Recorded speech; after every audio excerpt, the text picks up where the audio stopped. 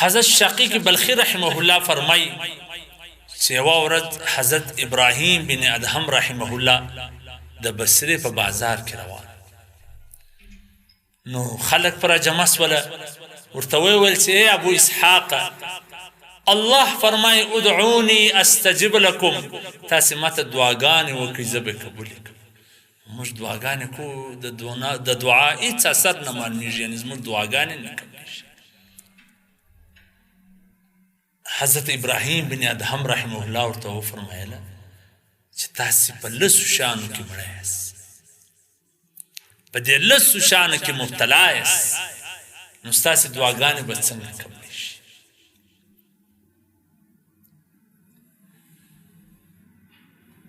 تاسې الله جل جلاله پیژنئ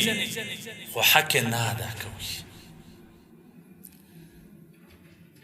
تاسې قرآن وایاست خو عمل نه پرې کوئ تاسې د شیطان د دشمنۍ دعوه لرئ خو د شیطان ملګري یاست د هغه پر عمل د هغه پر خبره روان یاست تاسې د پیغمبر علیه الصلاة وسلام د امتي دعوه لرئ لیکن د هغه پر سنتونو باندې عمل نه کوئ د بل چا طریقې مې خپلې کړي دي تاسو د جنت د کلو دعوه لرئ لیکن د جنت د کلو عمل نه کوئ تاسې دا دعوه لرئ چې موږ دوزخ له نه ځو لیکن ځانونه مې اور ته ورغورځولي دي تاسې د خپلوانو د قریبانو مرګ وینئ لیکن عبرت نه ځینې اخلئ او تاسې د خپلوانو د قریبانو د مسلمانانو د عیبونو په لټونه کې یاست د بل په عیبونو پسې ګرځئ عیب عیب دا عیب دا عیب بس د بل په عیبو پسې دې چوربتۍ راخسې د پسې ګرځئ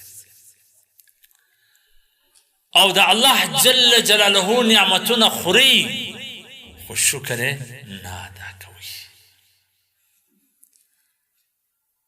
نعمتونه خوړلو باندې غاښونه لاس ولا وختله سپین ږیرې سوله لیکن پر ژبه مې د الله د شکر یو لفظ رانوړ نه عملي شکر نه لفظي شکر چرچا څه پوښتنه وکړي څنګه کارونه ډېر خراب دي دوی به نو په کروړو لري الحمدلله ویل په هر حال کې د الله شکر ادا کول نو دا عملونه په موږ ټولو کې هم شته دا کم یو داسې کار دی چې هغه دې په موږ کې نه وي باید کوشش وکړو چې دغه شان ځان وباسو